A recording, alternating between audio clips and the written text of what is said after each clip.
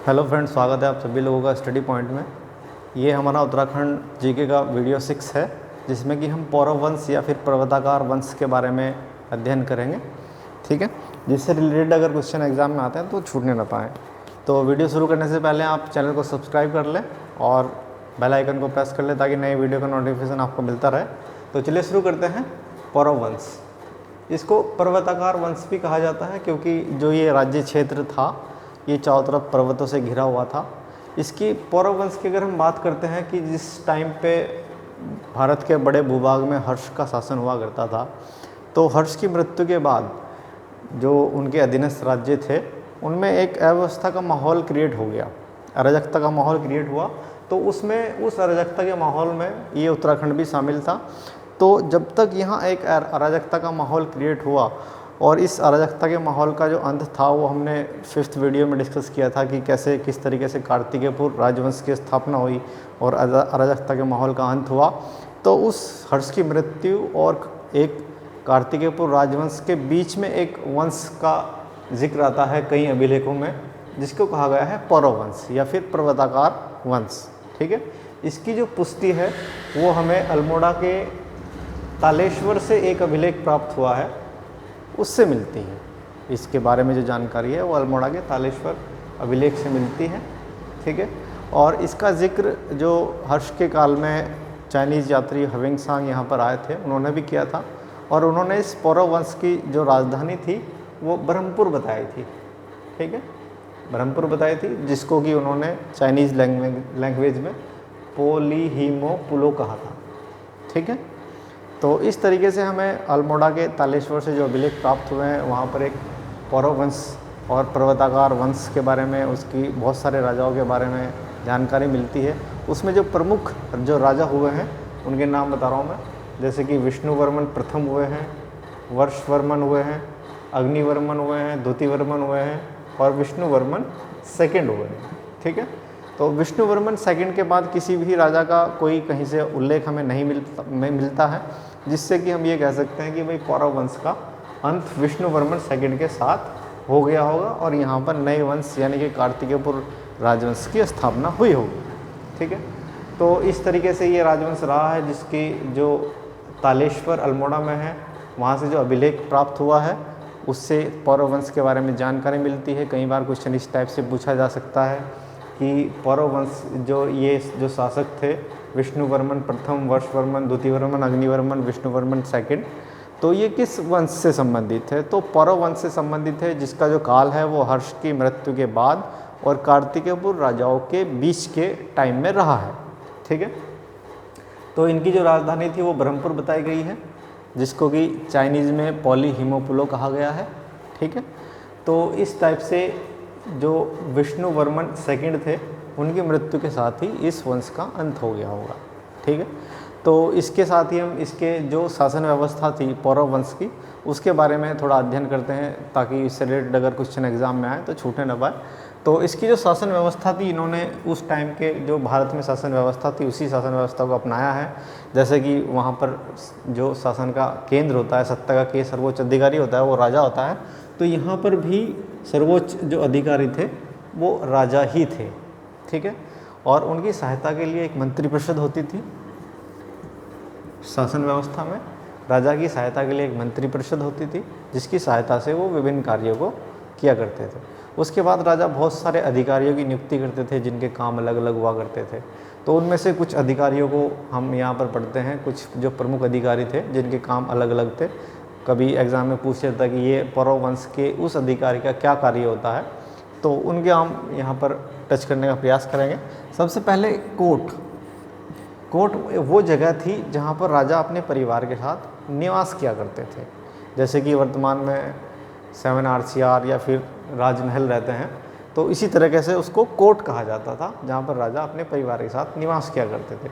Court की जो सुरक्षा थी, जो उस निवास स्थान की सुरक्षा थी, उसके लिए एक अधिकारी की नियुक्ति की जाती थी जिसको कोटाधिकारण कहा जाता था। ठीक है, इनका काम था कोर्ट की सुरक्षा करना, यानी कि राज परिवार जहाँ रहता है उस स्थान की सुरक्षा करना। अगर हम बात करते हैं राज परिवार की सुरक्षा की, तो उसके लिए एक अलग से अधिकारी नियुक्त होते थे जिसको कहा जाता था प्रतिहार। ये प्रतिहार है, जिसका काम होता था कि राज परिवार की सुरक्षा करना। राज परिवार जहाँ भी जाएगा उनकी सुरक्षा की जिम्मेदारी प्रतिहार की हुआ करती थी। अगर हम बात सिर्फ कोर्ट की करते हैं कि उस किले की जहाँ पर राजा निवास करता है, तो उसकी सुरक्षा की जिम्मेदारी कोटाधिकरण की होती थी। ठीक है। उसके बाद हम बात करते हैं सुपर कारपति। ठीक है। तो राजा के जो भोजन की व्यवस्था है वो क्या करते थे, सुपर कारपति। ठीक है। तो अभी तक हमने कोटाधिकरण जो कि कोर्ट की सुरक्षा करते थे, प्रतिहार जो कि राज परिवार की सुरक्षा करते थे, और सुपर कारपति जो कि राजा के भोजन की व्यवस्था किया करते थे। ठीक है। उसके बाद है इसमें कार्गिक। कार्गिक क्या है कि राजाओं की जो प्रार्थनाएं थी उनको उनके गंतव्य स्थान तक पहुंचाने का काम किया करते थे। यानी कि ये पत्राचार आप कह सकते हैं कि ये पत्राचार का काम किया करते थे, और इसको कार्गिक कहा जाता था। कार्गिक नामक अधिकारी होते थे जो राजाओं की जो प्रार्थनाएं थी उनको अपने गंतव्य तक पहुंचाने का कार्य किया करते थे। ठीक है। उसके बाद जो इनकी सेना थी, सेना के जो प्रमुख थे उनको बला अध्यक्ष कहा जाता था। ठीक है। और जो सेना का स्ट्रक्चर था वो 3 पार्ट में इनकी सेना डिवाइड होती थी। पैदल सैनिक हुआ करते थे, घोड़े वाले सैनिक हुआ करते थे, और हाथी वाले सैनिक हुआ करते थे। तो जो घोड़े वाले सैनिक थे उसके जो चीफ होते थे उनको अश्वपति कहा जाता था। ठीक है। और जो गज यानी हाथी वाले जो सैनिक हुआ करते थे उनके जो चीफ थे वो गजपति कहलाते थे, और जो पैदल सैनिक होते थे वो जैनपति कहलाते थे, उनके जो चीफ है। ठीक है।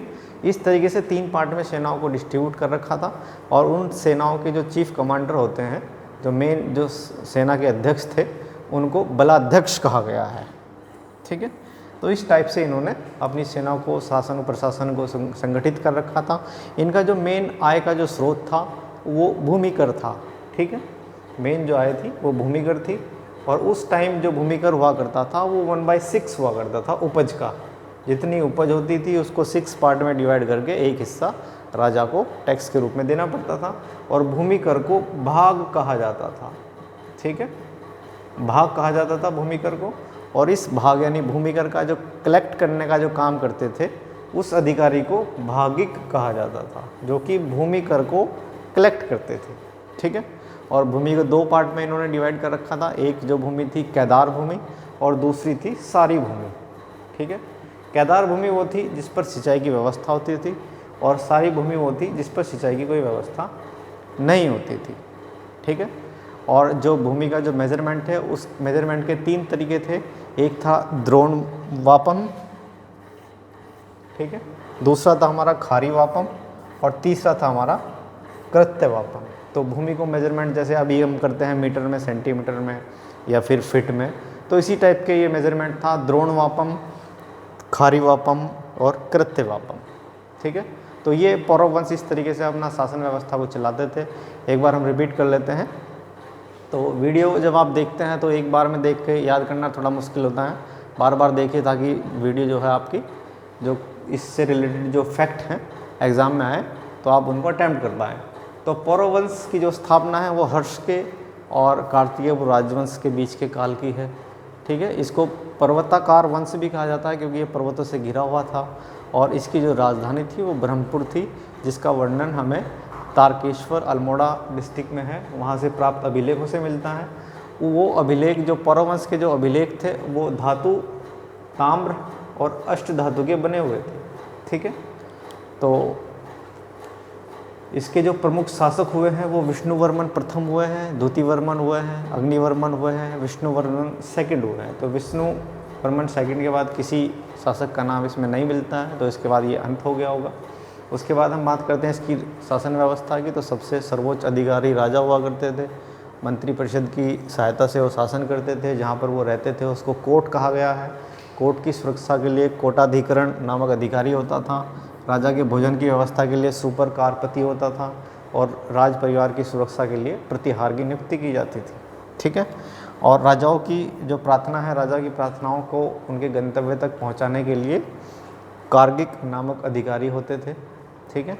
उसके बाद इसमें जो सेना के चीफ थे वो बलाध्यक्ष कहलाते थे, और इनकी जो आय का प्रमुख स्रोत था वो भूमिकर था। भूमिकर को भाग कहा जाता था। भाग को कलेक्ट करने वाले अधिकारी को भागिक कहा जाता था। और जो उस टाइम पे भूमिकर था वो उपज का 1/6 हुआ करता था और भूमि को 2 पार्ट में डिवाइड किया गया था, केदार भूमि और सारी भूमि। केदार भूमि वो थी जिस पर सिंचाई की सुविधा उपलब्ध होती थी और सारी भूमि पर सिंचाई की व्यवस्था नहीं होती थी। भूमि को मेजरमेंट के 3 तरीके थे, एक था द्रोण वापम, खारी वापम और कृत्य वापम।